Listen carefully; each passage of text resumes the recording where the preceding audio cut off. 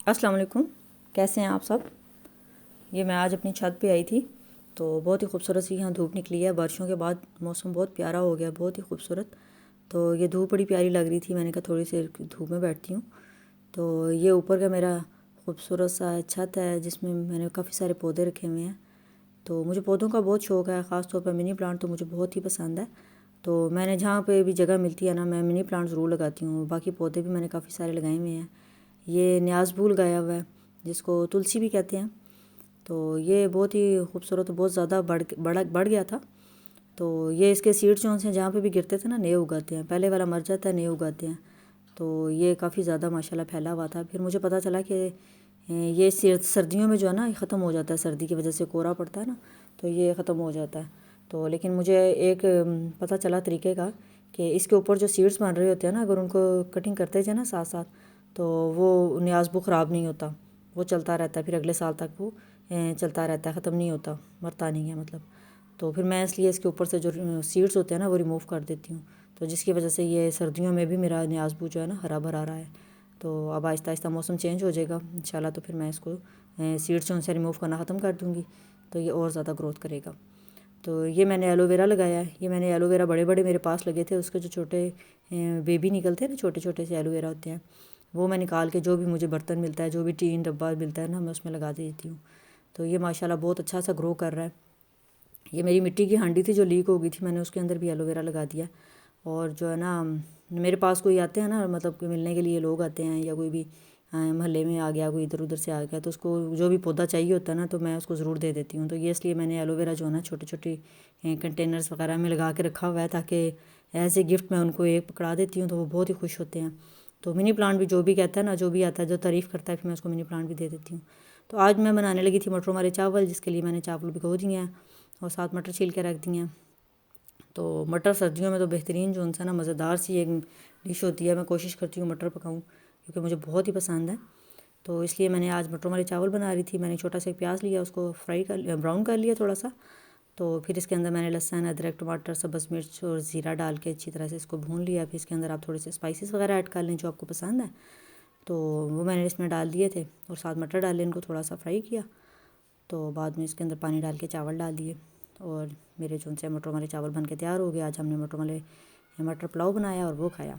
तो साथ में मैंने इसका रायता बना लिया था। रायते में जो सा मैं सैलड अलहदा से नहीं काटती, बल्कि रायते के अंदर ही छोटे छोटे प्याज और जो खीरे हैं ना, वो भी काट के इसके अंदर ही डाल देती हूँ। और साथ पुदीने की चटनी जो होती है ना, उसके अंदर प्याज और खीरा डाल के बड़ा मज़ेदार सा रायता बन जाता है। तो ये मेरी भतीजी जो सी है वो खेल रही थी अपने डॉल हाउस से, तो मुझे इतना प्यारा लग रहा था, बहुत ही खूबसूरत सा ना। तो अपने बचपन की याद ताज़ा हो रही थी। बचपन की यादें कितनी प्यारी होती हैं, तो मुझे बहुत ही प्यारा लग रहा था। मैंने कहा आपके साथ भी शेयर करती हूँ। छोटी छोटी डॉल्स को वो सुला रही है, लिटाया हुआ है, ऊपर अपनी तरफ से कंबल दिया हुआ है। तो ये बहुत ही खूबसूरत सी जो थी ना याद थी मेरे लिए, कि बचपन में हर जो है ना माँ जो गर्ल छोटी सी बेबी होती है गर्ल, वो ऐसा ही करती है। फिर आहिस्ता आहिस्ता एकदम उसमें बड़ी वो हो जाती है, शादी हो जाती है, बच्चे हो जाते हैं। फिर ज़िंदगी वही होती है, बस बच्चों को संभालना, जैसे वो डॉल्स को संभालते हैं छोटे होते। बाद में हमारी ज़िंदगी इसी तरह हो जाती है। मैं कपड़ों पे सितारे लगा रही थी, मैंने कहा आपके साथ भी शेयर करती हूँ कि सितारे लगाने कितने आसान हैं।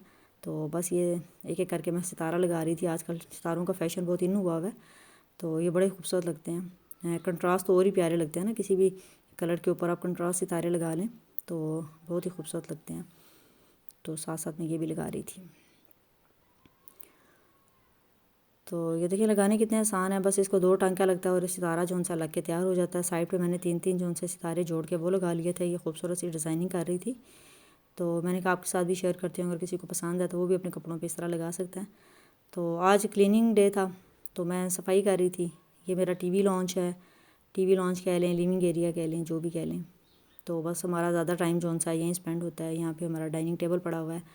तो डाइनिंग टेबल पे तो हम बैठ के खाना कभी नहीं खाते, क्योंकि हम नीचे बैठ के खाना खाना पसंद करते हैं ज़्यादा। हमारे जो गेस्ट आते हैं ना, वो कोई गेस्ट जो है डाइनिंग टेबल पे बैठना पसंद करता है, लेकिन ज़्यादातर हम जो सा नीचे ही बैठ के खाना खाते हैं। ये हमारा सोफ़ा है, इस पर कुशन जो से हैं ये मैंने खुद सिलाई किए थे। तो बस जब दिल उता जाता है एक प्रिंट से, तो फिर मैं इनको चेंज कर लेती हूँ। खुद सिलाई करने का यही फ़ायदा है कि आप जो सा जब भी आपको कोई चीज़ सिलाई करनी हो, खुद बैठें, कटिंग करें और सी लें। तो बस ये डाइनिंग टेबल पे कुछ चीज़ें पड़ी हुई हैं। ये प्लांट्स मैंने पहले भी आपको शायद दिखाए हैं। तो ये एक शुगर पॉट पड़ा हुआ है, मैंने एक स्टैंड रखा हुआ है, उसके ऊपर इस शुगर पॉट को रखा है, साथ टिशू बॉक्स है, और ये मेरे पास छोटी सी खूबसूरत सी ट्रॉली थी जिसके अंदर हम टीवी रिमोट रख लेते हैं। तो जी ये बड़ी प्यारी सी चलती भी है, तो ये मुझे बहुत पसंद है। तो बस मैं सफाई कर रही थी, मैंने कहा चलो आपके साथ ये भी शेयर करती हूँ। तो ये मेरी बर्तनों वाली अलमारी है, इसमें बर्तन हैं कुछ। तो बाकी ये हमारा सोफ़ा हो गया। तो साइड पे मैंने छोटा सा कंबल रखा हुआ है, जब हम इस बैठ के टीवी देख रहे होते हैं तो कंबल किसी को चाहिए हो तो वो ओढ़ लेते हैं। तो ये जी सारे जो उनसे हैं चीज़ें, ब्रश वगैरह रखे हुए हैं, सफाई करने लगी हूँ। तो ये कालीन मेरा बहुत ही खूबसूरत सा, ये मेरे बाबा लेके आए थे कोयटा से, जो मुझे बहुत ही पसंद है। तो बस हम यहीं बैठ के फिर खाना खाते हैं, तो फिर ज़ाहिर बात है खाने के छोटे छोटे ज़र्रे वगैरह भी गिर जाते हैं।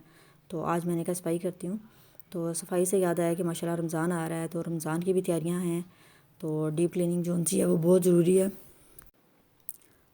तो ये डीप क्लीनिंग कर रही थी मैं, अच्छी तरह से जो सा ब्रश फेर लूँगी कालीन पे, अच्छी तरह इसको मैं साफ़ कर लूँगी। तो आहिस्ता आहिस्ता सफाई जो सी मैंने करनी शुरू कर दिया है। तो ये जो सा फ़र वाला कालीन होता है ना, इसको बिछाने का भी एक तरीका होता है कि आप उसको ना जिस रुख पे आपने सफाई करनी है ना, उससे ऑपोजिट रुख पे इसको बिछाएंगे ताकि सफाई करनी आसान हो जाए। तो ये जिस रुख पे बिछा है ना, उसके ऑपोजिट जो सा आपने कालीन पे ब्रश फेरना होता है ना, तो वरना जो है ना गंद सारा कालीन के अंदर चला जाता है। तो ये बस मैं इसको साथ साथ जो है ना ब्रश की मदद से साफ़ कर रही थी।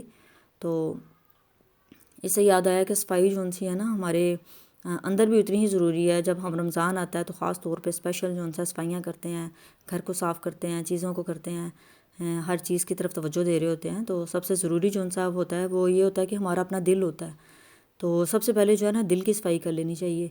दिल अपना साफ़ कर लें, तमाम रिश्तेदारों से जिनके थोड़ी सी भी मैल है, अपने दिल को बिल्कुल पाक साफ़ कर लें, ताकि रमज़ान जो सा है अल्लाह ताला हमारी इबादत को कबूल करे और हर नेकी को जो सा हमें अच्छे तरीके से उसका अजर मिल जाए।